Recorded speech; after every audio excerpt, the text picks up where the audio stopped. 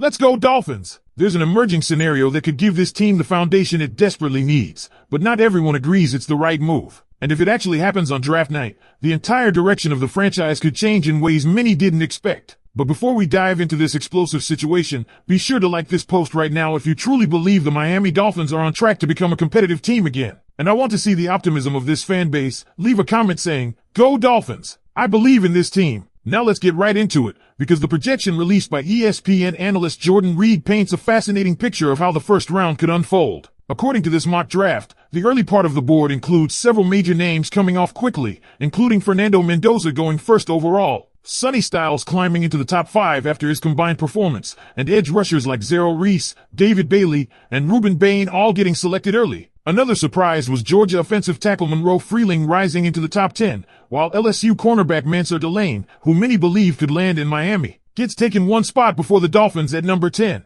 And that's where things start to get very interesting for the Dolphins sitting at pick number 11. With several prospects already off the board, a group of intriguing options would still be available. Names like Francis Maui Noah, Vega Ion, Jermad McCoy, Jordan Tyson, and Kenyon Sadek could all be in play. There are also edge prospects like Keldrick Falk from Auburn. But among that entire group, one player stands out as the dream selection in this scenario, Francis Maui Noah, the offensive lineman from Miami. According to the mock draft, that is exactly who the Dolphins would select with the 11th overall pick. And honestly, if you're looking at this from a roster building perspective, it makes a lot of sense. The Dolphins' offensive line has been one of the biggest concerns surrounding the team. Right now, the only two players who feel trustworthy moving forward are Patrick Paul and Aaron Brewer. There are questions about Jonas Savania long-term. Miami doesn't currently have a clear starting caliber right guard after releasing James Daniels, and even Austin Jackson's future with the team is uncertain. That means reinforcing the trenches becomes one of the biggest priorities heading into the draft. This is where Maui Noah could completely change the picture. He measured in at 6'5.5", 329 pounds with 33¼ inch arms at the combine. While some analysts initially wondered whether he might have to move inside to guard because of arm length,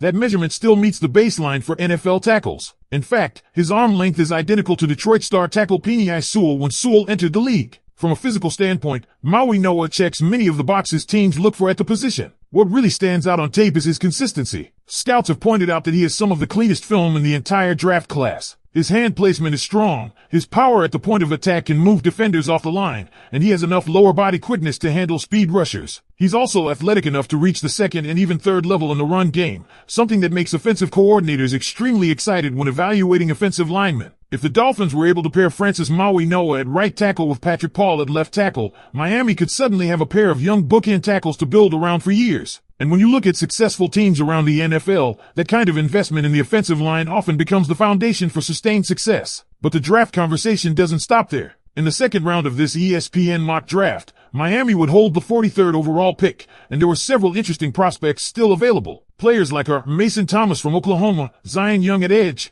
linebackers Anthony Hill and Jacob Rodriguez, and defensive lineman Caden McDonald were all still on the board. However, the selection projected for Miami was San Diego State cornerback Chris Johnson. Johnson has been climbing draft boards quickly, especially after an impressive combined performance. He measured 6 feet and 193 pounds and posted explosive testing numbers, including a 38-inch vertical jump, a 10-foot broad jump, and a 4.44-second 40-yard dash. But the numbers that really jump off the page come from his production. Last season, when quarterbacks targeted him, they completed just 41.9% of their passes, and the opposing passer rating was an astonishing 16.1. He didn't allow a single touchdown and recorded 4 interceptions. That kind of production, combined with his physical tackling and instinctive play in zone coverage, makes him an intriguing fit for Miami's defense. And this is where the conversation around the Dolphins' draft strategy really heats up, because when you step back and look at the bigger picture, this mock draft scenario suggests something very clear about the direction Miami could be heading. The priority seems to be rebuilding the roster from the trenches outward while simultaneously injecting youth into the secondary. If Francis Maui Noah becomes the pick at number 11,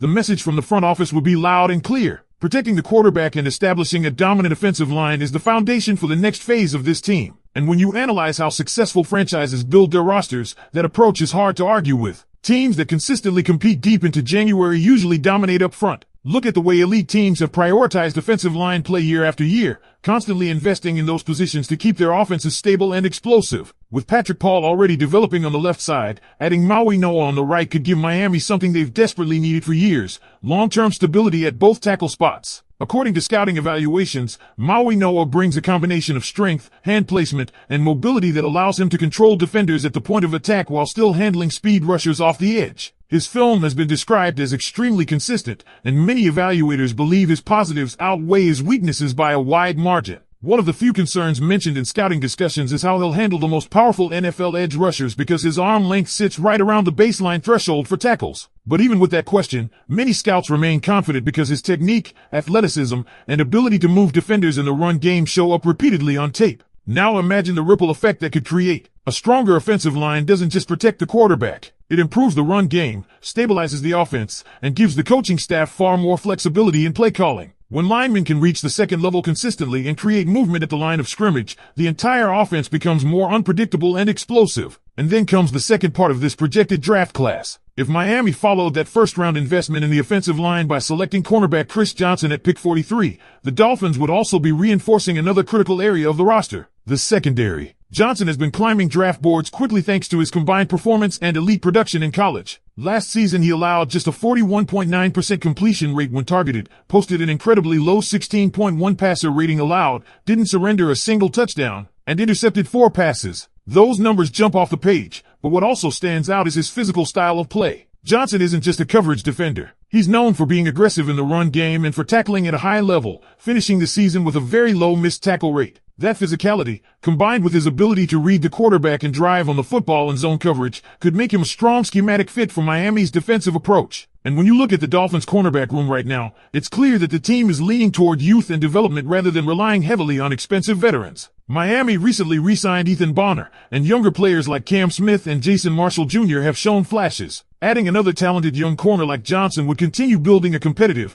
developing secondary that could grow together over the next several seasons. So if this mock draft scenario actually played out on draft night, the Dolphins would walk away from the first 2 rounds with 2 players who address major roster priorities. One strengthens the offensive line and helps protect the offense's future, while the other adds athleticism, physicality, and production to the defensive backfield. And that brings us to the big question Dolphins fans are debating right now. Is this the perfect blueprint for Miami's draft strategy, or should the Dolphins be targeting a different position with that first-round pick? Would you still take Francis Maui Noa at number 11 if he's on the board, or is there another prospect you believe would be the better choice for the future of the franchise? Now I want to hear from you. Make sure you subscribe to the channel, leave your like on the video, and drop your opinion in the comments. Do you think Francis Maui Noa and Chris Johnson would be the ideal start to the Dolphins' 2026 draft class, or would you go in another direction? And if you were the general manager on draft night, who would you pick? Fans up!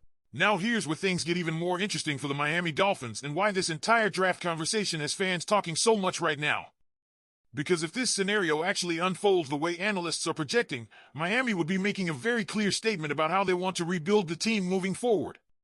For years, one of the biggest criticisms surrounding the Dolphins has been the inconsistency of the offensive line. At times, the offense has looked explosive, fast, and incredibly dangerous. But when the protection breaks down, everything changes. Drives stall, the running game disappears, and the quarterback is forced to play under constant pressure.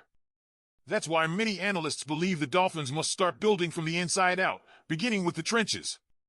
And that's exactly why the potential selection of Francis Maui Noa would be so significant. Many scouts believe he is one of the most technically sound offensive linemen in the entire draft class. His film shows a player who consistently controls defenders with strong hands, powerful blocking at the point of attack, and enough athleticism to mirror pass rushers coming off the edge.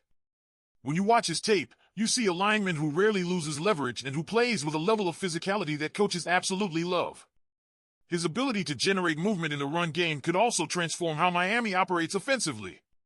When an offensive line can push defenders backward and reach the second level of the defense, it opens lanes for running backs and gives the offense balance.